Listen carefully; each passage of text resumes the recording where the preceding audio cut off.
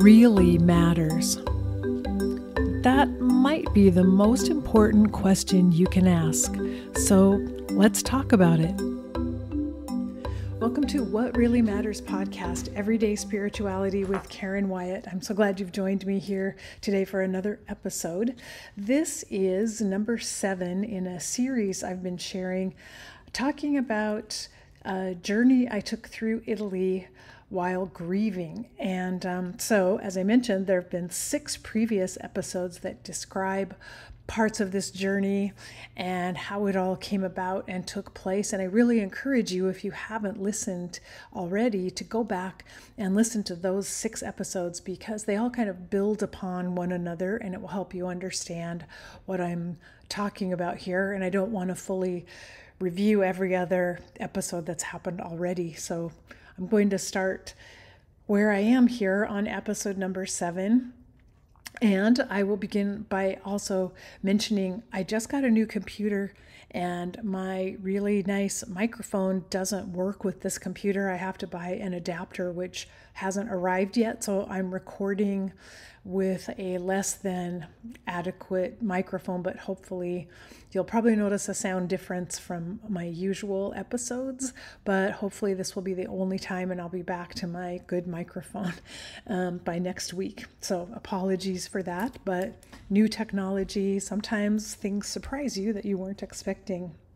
So in this part of my journey through Italy, I traveled to the city of Siena in Italy, which is a beautiful, amazing town in, let's say, the northern half of Italy. And Siena is very unique, and at least in the places that I visited, and so very beautiful. And if you heard of the color burnt sienna when you were growing up as a child and had a Crayola crayon box, there was always this really beautiful reddish brown color called burnt sienna. The name of that crayon came from the city of Siena in Italy, which is built on reddish brown earth, and all of the buildings in Siena are made from bricks that are that same color. So there's this uniform, a beautiful, rich, deep color throughout the old historical area of Siena that is really, really lovely. But I arrived in Siena after my visit, as I talked about in the last episode, to the Cinque Terre region and staying in the lovely little fishing village of Monterosso al Mare and really connecting with nature on that part of my trip. And feeling, fully present and very much alive and very much able to carry some joy with me and really utilize all my senses and take everything in and experience it all. But I arrived in Siena and a really profound feeling of almost melancholy came over me.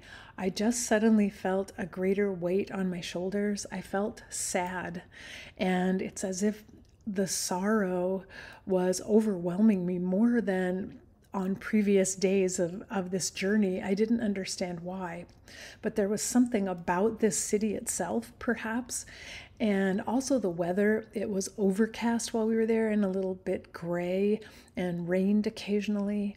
And there was just a heaviness and sadness that descended upon me, and I didn't fully understand it, but of course, I had to go with it. I mean, here I was experiencing grief anyway. It's just that when I arrived in Siena, the grief really, really came to the surface, and I found I wasn't able to compartmentalize it very well. I was in a state of grieving pretty much the entire time that we were there. But again, it's a beautiful, amazing city. If you've ever been there, you'll know what I'm talking about. And if you haven't been, you should try to visit it if you can. So the historical area of Siena is built around this main plaza. It's called Il Campo, and it's somewhat oval shaped. I guess they call it a clamshell shape. So it's oval with all of the major buildings of the city surrounding it, but it also slopes downward from one side to the other. The City Hall of Siena is at the bottom side of that slope. It's a very gentle, gradual slope, but it almost creates an amphitheater type feel to it as you walk around this beautiful brick-lined plaza. And Il Campo is the scene of a horse race that takes place twice a year in Siena, and this is a custom from the Middle Ages that's been going on. This tradition has been carried on continuously since the Middle Ages. A horse race takes place on July 2nd and August 16th every year, called the Palio. So what's also interesting about Siena, the city is very much still medieval in its culture and traditions, and again, the buildings and the structure of the city. So the city is divided into neighborhoods called contrada. Each neighborhood has its own church, and they also have their own mascot and flag. And so there are 17 different contrade in the city, and they are rivals with one another. So when the Palio horse race takes place, 10 of the 17 contrada provide riders and horses that will compete in the race. And I guess the 10 are chosen kind of on a rotating and lottery basis for each race. So it will be a different 10 contrada each time. The makeup will be somewhat different each time the race is held. But again, each one of these neighborhoods are competitive with the others in many different ways, not just in the Palio race, but walking around the city, and you kind of walk on these little narrow medieval streets that kind of are somewhat circular in nature as you travel around the concentric rings of buildings around Il Campo. You can see hanging from the windows in different sections the flag of whichever contrada occupies that particular neighborhood. So the flags will be flying from the windows, there will be banners, and each contrada as well has its own colors. So the city is very colorful with all of these flags flying. The people dress in the colors of their contrada. You'll find shops that sell all kinds of souvenirs and t-shirts and bandanas. And banners with the mascot and the colors of that particular contrada. It's a really fun atmosphere in a way, and it's like this constant reminder as you walk around that this is a city that celebrates these different neighborhoods and has a lot of apparently other events as well where they are competitive with one another for the bragging rights of being able to say that they're number one. It's probably much like our NFL football teams and or even high school football in our cities and towns. But so the Palio race, there are 10 horses and riders who ride around Il Campo, and they bring in dirt to create a track around the outside. So this oval shaped track, and they compress dirt and they line the track with mattresses. Because apparently there are often accidents where riders fly off the horses because the riders don't have saddles. So they have reins, but they don't have saddles. And apparently oftentimes the riders will fly off the horse and hit the mattresses. They're there to protect the riders from being injured. And then all of the spectators are gathered inside the racetrack. So the inner part of the oval contains just thousands and thousands of people apparently packed in trying to watch the race. All the buildings along the outside, every window is filled with people watching, and the rooftops as well. It sounds amazing. I didn't get to see it while we were there, but I've seen videos of it. So the horses run a 3-circuit race around this track, and the entire distance is 1 mile. So the race is over with very quickly. And sometimes the horses continue the race even if their riders fall off. The horses are trained to do the race. They'll just keep racing even without a rider, and a riderless horse can still win the race, which is really interesting. So whichever contrada has the winning horse has the bragging rights and gets to celebrate the fact that they won the Palio for that particular season, whatever time is coming up. And so it happened, the second race of the year was on August 16th, and we were there about 1 month later in September. It happened though that we were there on the night of the celebration for the contrada that won the Palio in August. They filled Il Campo with tables and chairs, long tables and chairs, and there was a big dinner being hosted for the contrada, and it looked like the entire neighborhood showed up. Everyone was there. All the tables were packed with people, and they were served this amazing dinner, and from what we could see, they had speakers and entertainment up on a stage, and it was a big celebration for winning the last Palio in August. And so all the flags were flying from that particular contrada, and I can't remember now what their mascot was. Most of them are animal mascots, and I cannot remember for sure what the flag looked like or which contrada won. But the really interesting thing to us is that the horse that won the actual race attended the dinner as well. They brought the horse in kind of an old wooden cart and surrounded by straw. The horse was given a feast to eat while everyone else was feasting, and the horse was there in attendance at the celebration. It was really cool to see that. So we got to experience the dinner even though we didn't get to see the race, and in some ways it was probably more fun and interesting because we could walk around the outside and we got to just see how these people, the Sienese, how they celebrate and they love life, and they just make the most of these events that they host and schedule together throughout the year. So it's fascinating to me that these contrada, as I said, and these traditions that they carry on are from the Middle Ages, and they are just as vibrant and just as vital to the society, I can imagine, as they were back then. So it's like seeing a slice of the past, I guess. But so that is part of this joyful, celebratory aspect of life in Siena. But I think the heaviness in Siena came from the fact that back in 1348, like Siena had been a major nation state or city state at that time, and had a fully functioning army and military presence. They were a major banking and trade center in Italy, and they were competitive with Florence and Genoa and Pisa, some of the other city-states in that part of the country. But the Black Death hit all of Italy in 1348, all of Europe really, and was particularly hard on Siena. More than 1/3 of the population of Siena was wiped out, and unlike Florence, Siena never recovered from the Black Death. The population was wiped out, the city was weakened, and it didn't recover. And when I talked about Florence a few weeks ago, what I learned was that the Renaissance was actually born because of, in a way, the Black Death. That created a lot of change that allowed this amazing Renaissance to take place.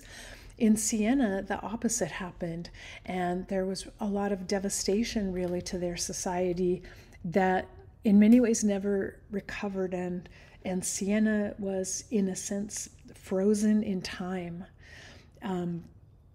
As you look at it, they have this grand cathedral they were building at that time that was meant to totally compete with the Duomo in Florence, and it was going to be much larger than the Duomo. They had this grand architectural scheme for building this vast cathedral, and only a portion of it was ever built. And probably, I think some of the engineers and architects who've looked at it now said it really would not have been possible, actually, even in the best of times, for them to complete that cathedral. It was an overly ambitious project, and there wasn't enough space geographically to actually support the structure they wanted to build. But at any rate, after the Black Death, it was never finished.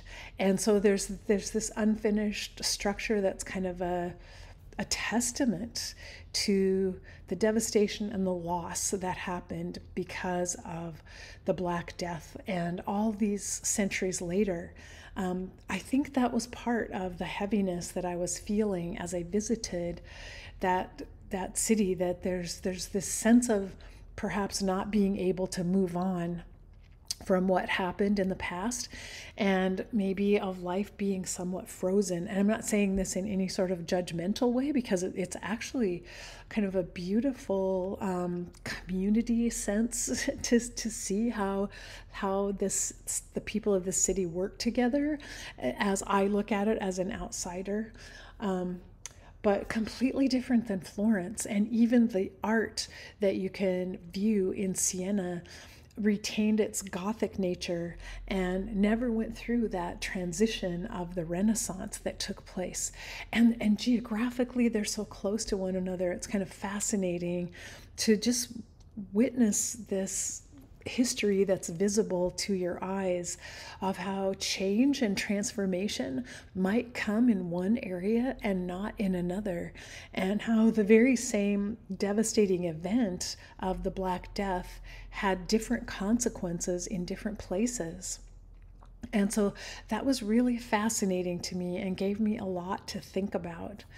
And the other thing that I learned a lot about in Siena is St. Catherine, who is one of the patron saints of the entire country of Italy, was born in Siena and lived there all of her life and did her work there. And she was a very interesting figure to me. A very learned woman who could read and write. And she's actually, one of the things she's famous for is for writing letters to the Pope at that time and asking him to come back to Italy. This was a time when the Pope had moved from Rome to Avignon in France and was living there. And she wrote letters to the Pope asking him to come back to Italy, stating that he was needed, and it was essential that he reunite the church by coming back to Rome. And so that was another interesting part of St. Catherine's history. But St. Catherine is also well known because she cared for the sick during the Black Death. And there is a former hospital in Siena called Santa Maria della Scala, which is where Catherine worked to take care of sick and dying people. She also buried many of the dying people. And if you can imagine, when the Black Death struck, it was not well understood medically. There were lots and lots of conspiracies and fears and superstitions around the Black Death, and many people were terrified of touching the body of someone who died of the plague, probably rightly so. But so many bodies were laying in the streets and no one was willing to bury them. But St. Catherine dug graves and buried many of the victims of the plague. But she also cared for them because there was a shortage of caregivers who were willing to take care of someone dying of the plague as well. And apparently she worked tirelessly during this time to help the plague victims.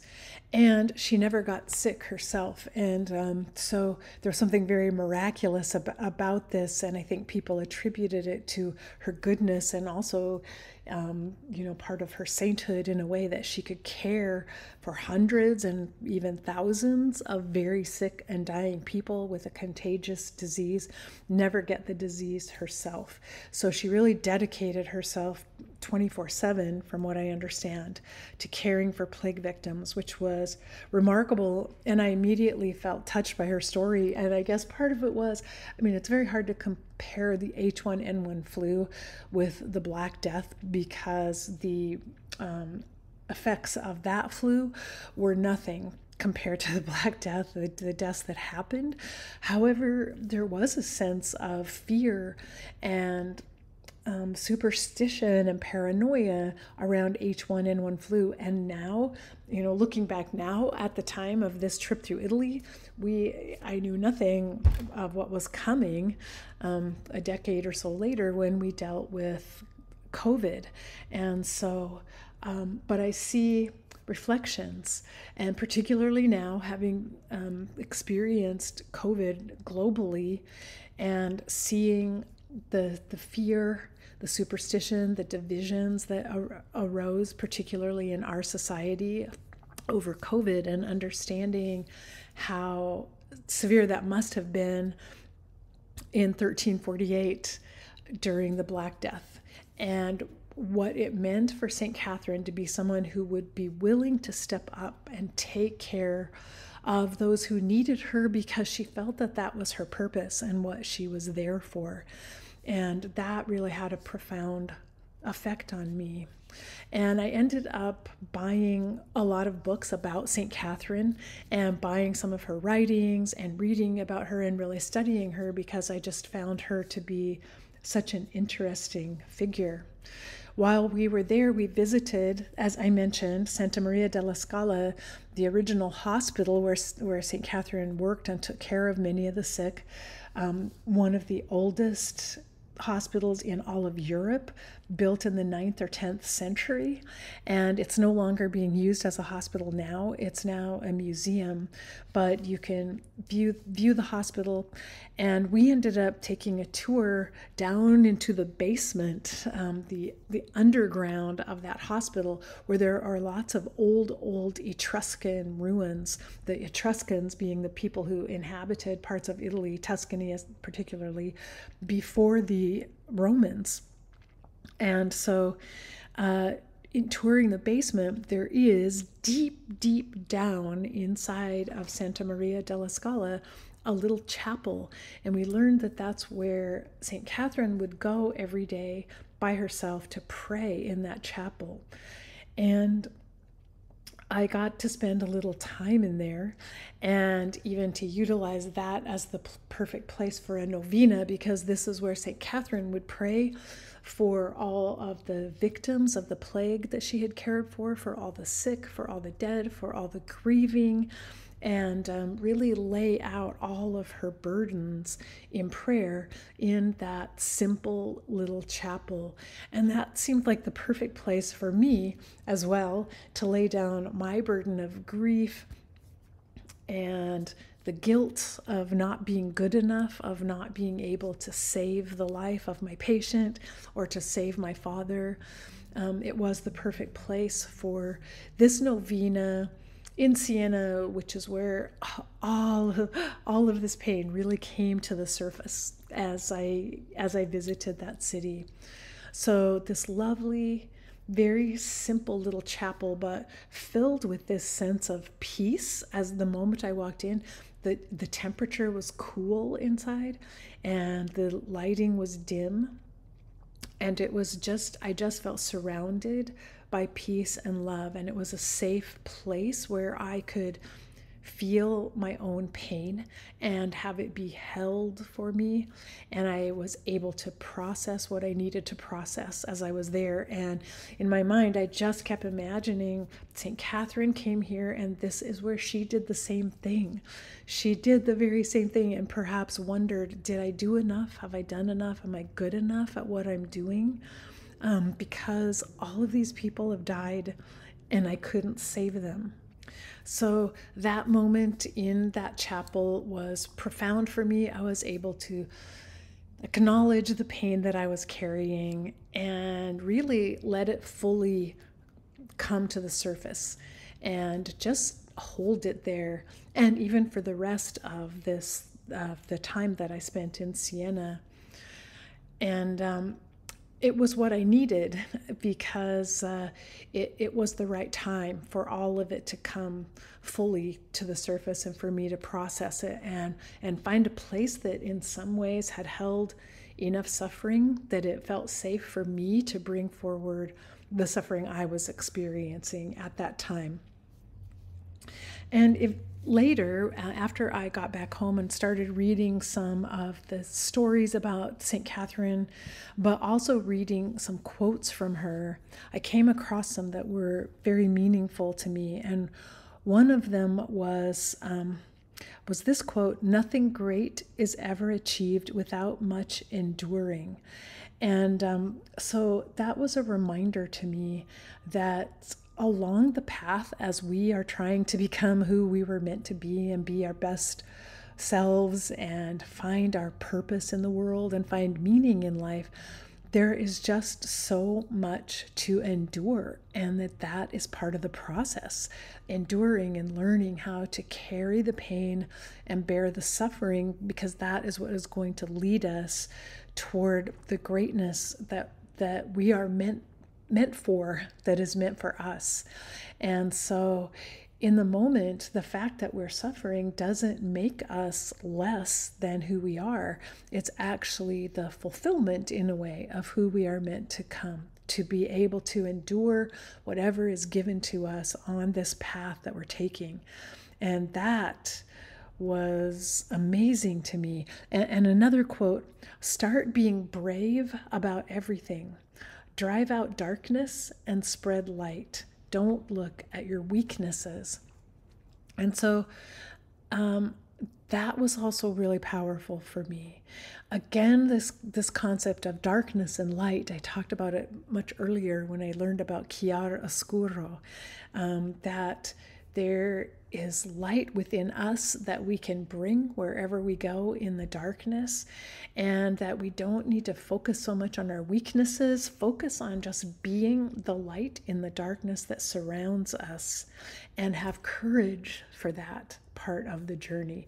And that's what I needed right at that moment, on that day in Siena, to find my courage and to find a way to endure, and to remember to keep being the light, whether there's darkness or not. And then another quote from her is, "Be who God meant you to be, and you will set the world on fire." And this inspires me as well, because I guess this is what, and I guess you can remove the word God if that doesn't resonate with you. Of course, she was Catholic, so she would write this way and use that word, but be who you were meant to be who you came to this planet to be your best self, and you will set the world on fire. That's inspiring to me, and a reminder that as we are being our best selves, once again, as she said, we're going to have to endure. There's simply going to be pain. There will be suffering. There will be challenges along the way. And we are going to have to go through that. And so that for me became very inspirational and helped me to carry on with this journey, my task of dealing still with grief over my dad's death, still primarily with guilt over the fact that I couldn't save my dad, and grief and guilt over the death of my patient. And how can I be a doctor who couldn't save a patient that I think should have been saved?